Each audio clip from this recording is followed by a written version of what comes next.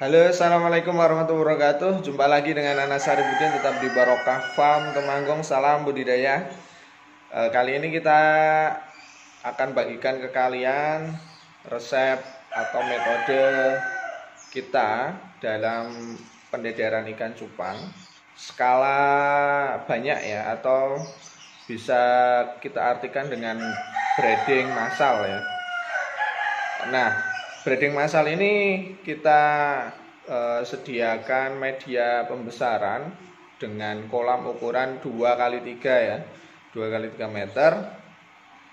Untuk kapasitasnya bisa mencapai 10 sampai 15 pasang ya dalam sekali kita pendedaran dalam satu kolam. Nah, seperti apa videonya dan seperti apa metodenya sehingga nanti dengan breeding massal kita cukup kasih pakan sekali untuk 1 bulan ya. Seperti apa? Ikuti kita terus.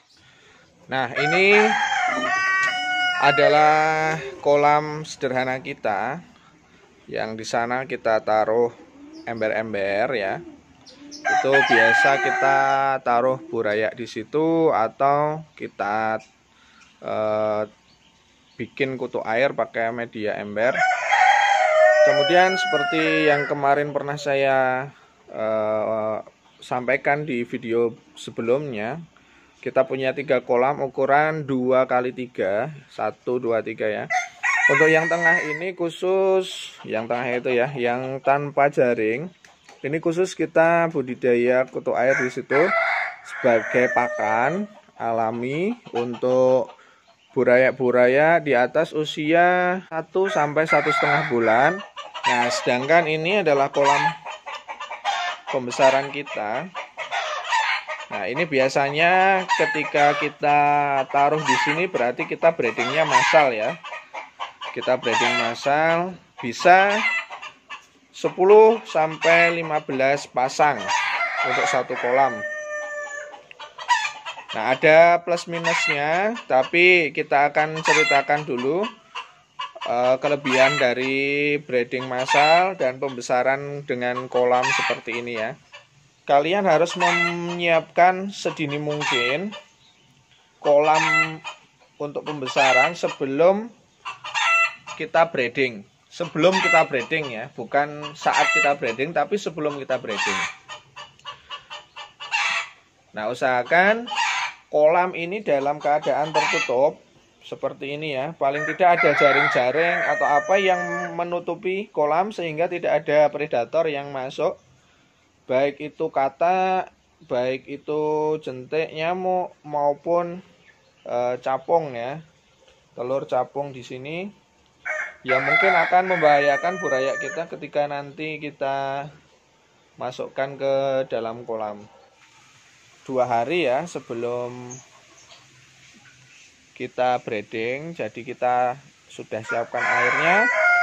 Kemudian sebelum kita breeding kita masukkan kutu airnya, starternya ya, terutama kita kasih pupuk ya, bisa pupuk cair, bisa pupuk apapun, atau pakan alami.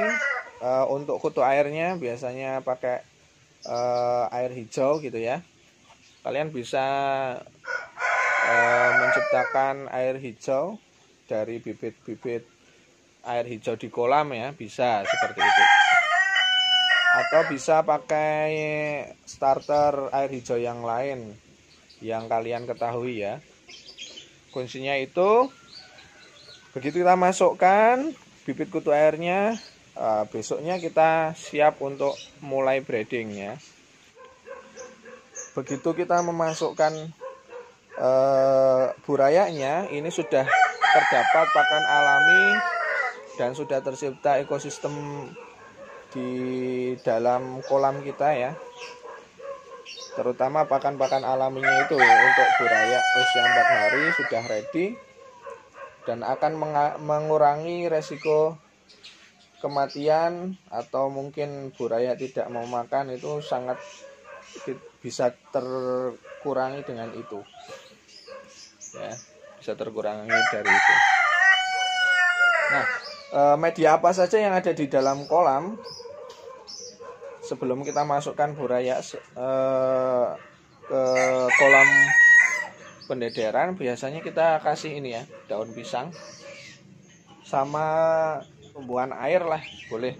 Kita biasanya kasih itu aja, tidak ada yang lain. Nah, dalam kondisi kolam penuh pakan, insya Allah itu dalam kurun waktu 2-3 minggu kita sudah tidak repot kasih pakan ya. Kita sudah tidak repot kasih pakan karena sebelum kita breeding kita kasih starter dan otomatis akan memperbanyak kutu air di dalam kolam, sehingga pada waktunya kita dederkan burayak kita ini sudah banyak tersedia pakan ya.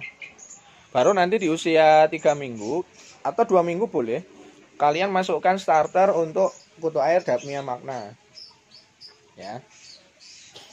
Karena ukuran burayaknya yang mungkin untuk seukuran itu belum bisa untuk makan Dapnia Magna, ya, maka Dapnia Magnanya akan terus berkembang dan sampai nanti habis ya, sampai nanti habis moinanya, Dapnia Magnanya sudah banyak ya, sudah banyak di dalam kolam, sehingga itu akan menyambung kelangsungan pakan di dalam kolam kita. Nah, seperti itu teman-teman. Jadi kalau saya di breedingan yang kemarin ini bisa sampai usia 1 sampai 1,5 bulan di dalam kolam ya. Kita cukup masukkan sekali moinanya dan sekali Dapnia Magnanya ya. Nah, ini adalah hasil dari salah satu hasil dari metode yang kita terapkan. Nah, ini seperti ini. Di dalam juga masih banyak ya. Ini kita kasih ember sini, kemudian sana, kemudian yang sudah kita botoli ada di sana, itu juga kita terapkan metode itu, dan alhamdulillah hasilnya sangat banyak sekali ya teman-teman ya. Kalian bisa lihat ini.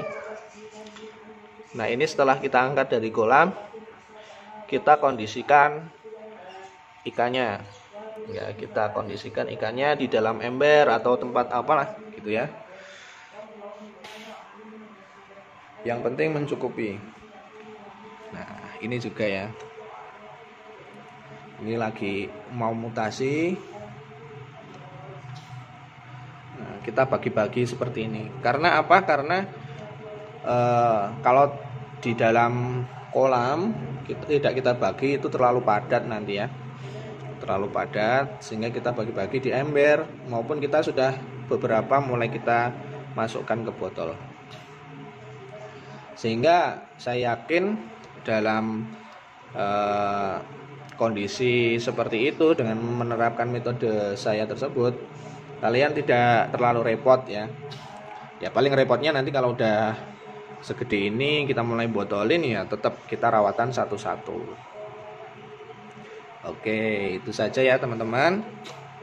Kemudian jangan lupa juga, tadi kelewatan ya, bahwa dengan metode kita pakai kolam seperti itu dan dalam keadaan outdoor, tentu banyak sekali masalah ya, banyak sekali masalah yang mungkin akan terjadi. Salah satunya adalah adanya hama atau predator yang bisa masuk ke dalam kolam meskipun kita tutup itu ya, kadang masih bisa. Makanya kita selalu dan wajib ya, kita taruh satu indukan di dalam kolam. Meskipun kalian breedingnya banyak sekali ya, sisakan satu di dalam kolam ya. Fungsinya apa? Fungsinya dia yang akan menjaga nanti buraya. Semisal nanti ada telur-telur dari predator gitu kan, dia yang menjaga ya, yang makan atau Ya intinya itulah, intinya dia yang menjaga. Sampai kapan taruh induknya? Ya sampai kita ngangkat, nggak masalah. Kita sampai 1 bulan nggak masalah. Itu saja ya, semoga bermanfaat. Kalau ada pertanyaan-pertanyaan seputar breeding, bisa ditanyakan di kolom komentar. Kalau berdasarkan pengalaman kita, kalau kita bisa jawab, kita akan bantu jawab ya. Terima kasih. Saya Anas Arifuddin melaporkan dari Barokah Beta Farm Temanggung. Salam budidaya. Assalamualaikum warahmatullahi wabarakatuh.